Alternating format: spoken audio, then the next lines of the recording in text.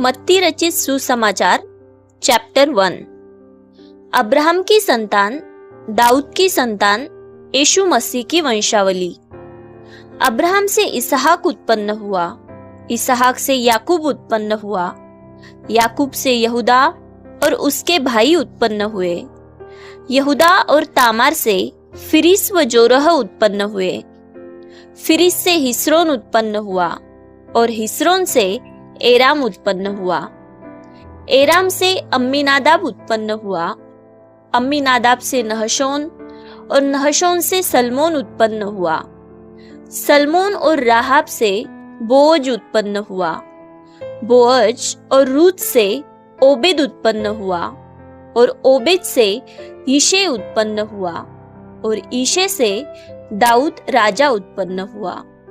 और दाऊद से सुलेमान उस स्त्री से उत्पन्न हुआ जो पहले उरिय्याह की पत्नी थी। सुलेमान से रहबाम उत्पन्न हुआ, रहबाम से अबियाह उत्पन्न हुआ और अबियाह से आसा उत्पन्न हुआ।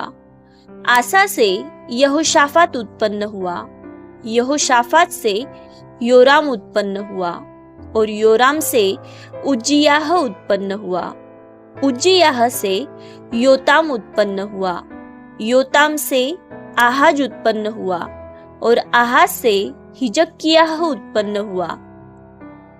हिजकिय्याह से मनश्शेह उत्पन्न हुआ, मनश्शेह से आमोन उत्पन्न हुआ और आमोन से योशिय्याह उत्पन्न हुआ। और बंदी होकर बेबीलोन जाने के समय में योशिय्याह से यकुन्याह और उसके भाई उत्पन्न हुए। बंदी होकर बेबीलोन पहुंचाए जाने के बाद यकुन्याह से शालतिएल उत्पन्न हुआ और शालतिएल से जरुब्बाबिल उत्पन्न हुआ।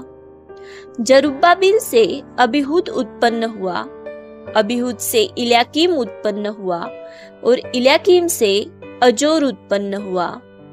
अजोर से सदोक उत्पन्न हुआ, सदोक से अखीम उत्पन्न हुआ और अखीम से इलीहूद उत्पन्न हुआ।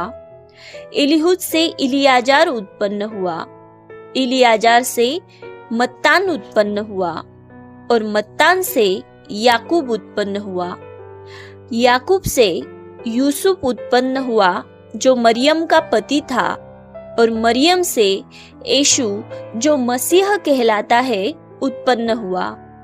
इस प्रकार अब्राहम से दाऊद तक 14 पीढ़ी हुई और दाऊद से बेबीलोन को बंदी होकर पहुंचाए जाने तक 14 पीढ़ी और बंदी होकर बेबीलोन को पहुंचाए जाने के समय से मसीह तक 14 पीढ़ी हुई।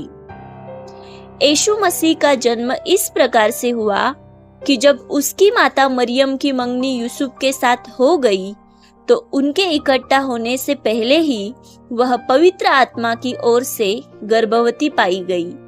अतः उसके पति यूसुफ ने, जो धर्मी था और उसे बदनाम करना नहीं चाहता था, उसे चुपके से त्याग देने का विचार किया।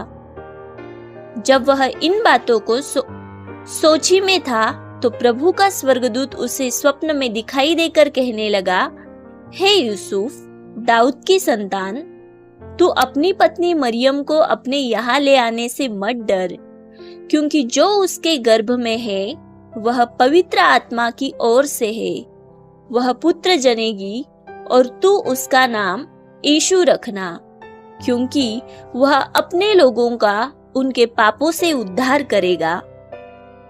यह सब इसलिए हुआ कि जो वचन प्रभु ने भविष्यवक्ताओं के द्वारा कहा था वह पूरा हो।